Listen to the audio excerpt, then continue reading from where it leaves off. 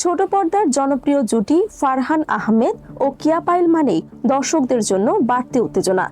পর্দায় তাদের রসায়ন নতুন কিছু নয়, তবে এবার তারা আলোচনায় এসেছেন একেবারে ভিন্ন এক রূপে।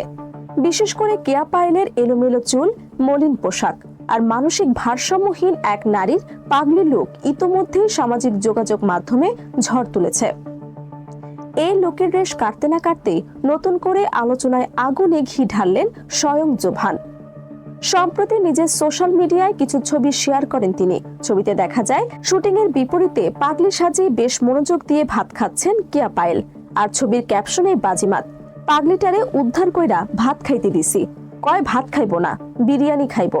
জোবানের এই রসিকতায় ভক্তদের হাসির রোল। কমেন্ট সেকশনে কেউ লিখেছেন পাগলি হলেও খাবারের রুচি একদম রাজকীয়, আবার কেউ বলছেন এই পাগলি উদ্ধারকারী জুটি পর্দায় না দেখলে শান্তি নেই। এর আগেও একটি ভিডিও শেয়ার করেছিলেন জোবান, যেখানে কিয়া পায়েলকে মানসিক ভারসাম্যহীন এক নারীর চরিত্রে দেখা যায়। ভিডিওতে হঠাৎ জোবানের দিকে তেড়ে এসে কিয়া পায়েলকে বলতে শোনা যায়, এককারে খাইয়ালামো, কিন্তু ভিডিওটি মুহূর্তেই ভাইরাল হয়ে যায় এবং দর্শকদের কৌতূহল আরো বাড়িয়ে তোলে।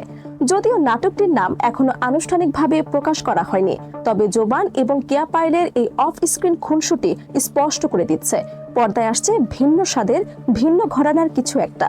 সামাজিক যোগাযোগ মাধ্যমে দর্শকদের একটাই কথা, এই পাগলি আর উদ্ধারকারীকে একসঙ্গে পর্দায় দেখার অপেক্ষা এখন শুধু সময়ের।